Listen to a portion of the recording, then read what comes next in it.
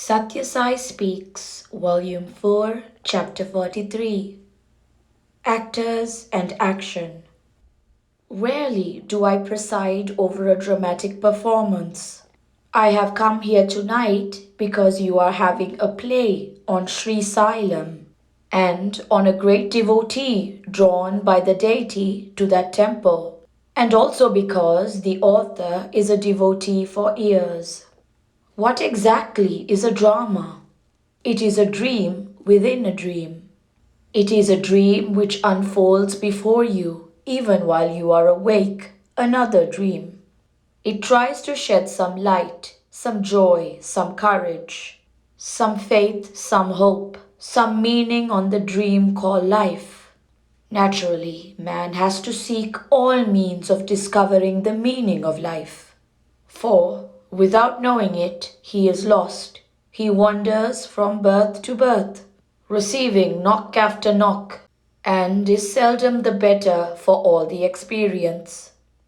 He must know, first, that he is deluded into taking the body, the objects and the sense experience world as real. Then he must seek to know the real basis, which is mistaken to be something else. That delusion is deep rooted. It has warped the outlook and put man on the wrong track.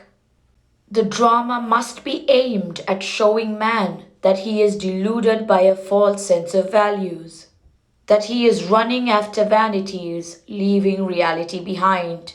It should instill into man faith, strong enough to make him recoil from that pursuit and gain the glory of discovering his great illusion.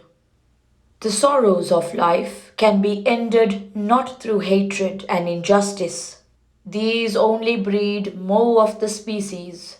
They will yield only to nobler and higher thoughts and experiences, germinating from the pure heart where the Lord resides.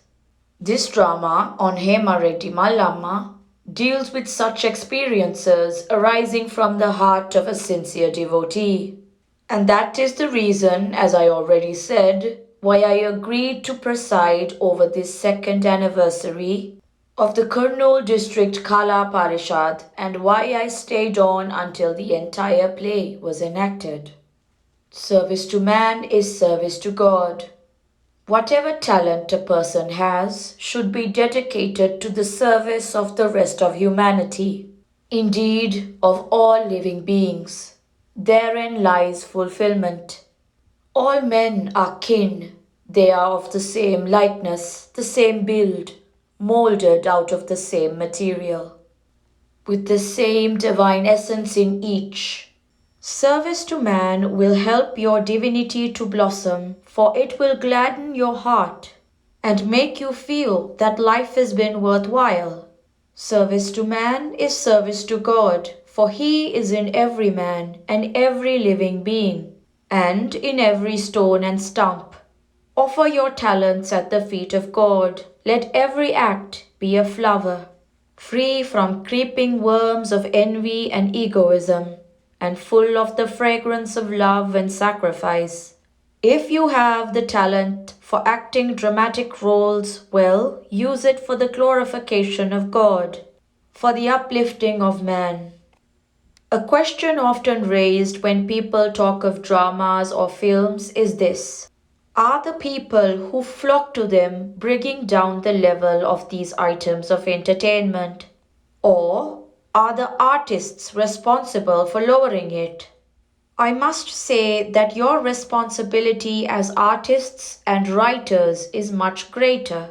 You must not stoop to methods and tricks that will bring in more money, perhaps, but which sow seeds of evil and vice in the minds of the people who flock to the theatres. A person who comes in to see a play or a film must move out of the theatre a better man, a stronger and more courageous man, and not a poorer and weaker man, less equipped to resist the temptations of the world. Remember this when you select a play for the stage or when you take up your pen to write one, and you will be on the right path. To the actors I must speak a word. You wear the dress and equipment of noble souls and saints. You impersonate even divine characters. You reel off words of high purpose and noble ideals, and exhibit deeply thrilling experiences. You do all of this very realistically. It is a sign of your skill and your untiring practice. You inspire people to better their lives. From you, they learn the path of inner peace and devotion. For you reenact before their eyes the lives of great saints. Develop the sadhana of self-effacement. All this is very good, but is it too much to ask that you show in your own lives outside the stage that the godly path is the best and the safest, and perhaps even the smoothest? Take this role of the actor as a good guide for your own betterment. It is a sadhana that will give you peace. Ramakrishna Paramahansa actually lived the roles of Puranic characters like Radha and Hanuman, and realized Krishna and Rama through identification with the experiences of each. Become one with the holy characters you represent. Derive inspiration and joy therefrom. Your acting too will thereby improve vastly. You will earn the gratitude of thousands.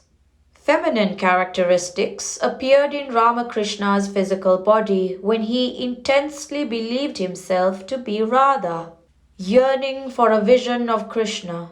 When he identified himself with Hanuman and spent months on trees, uttering only Ramanama, his anatomy changed. He grew an incipient tail. That was the measure of the depth of his bhava, thought power, of the self-effacement. Use the dramatic art and the chances it gives you to develop the sadhana for self-effacement, for that is the quickest means of realization of the real self. Make the theatre holy and sanctifying. I must mention another point also. The author of this play is also here, and you have this day honored him for services to your Parishat and to the cause of drama. Whenever you write a play, transform all that is low and worldly into the high and the otherworldly. Do not treat the low things as low. Treat them as lapses, as mistakes, failures, incomplete attempts, errors to be avoided. Increase the alaukika, non-worldly aspect of all relations between persons and persons. Human beings are not mere bodies, appetites, hungers and thirsts, passions and prejudices. These are impediments, lapses. Consider rather the aspirations, the ideals, the dreams of unity and universality, the struggle for truth, for mercy, for grace, for sympathy, for liberation, and depict these in the plays you write. That will change the atmosphere of the theatre and make it holy, sanctifying. You will then be helping men to become stronger and the nation to become more enduring. Now people are sliding down the easy gradient of vice and vanity. Arrest that process. Open their eyes to the chasm that yawns below.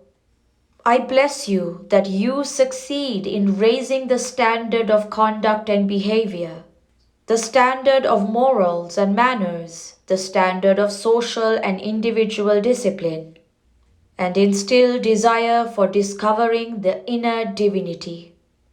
Kurnool, Zilla Parishad Hall, December 5th, 1964.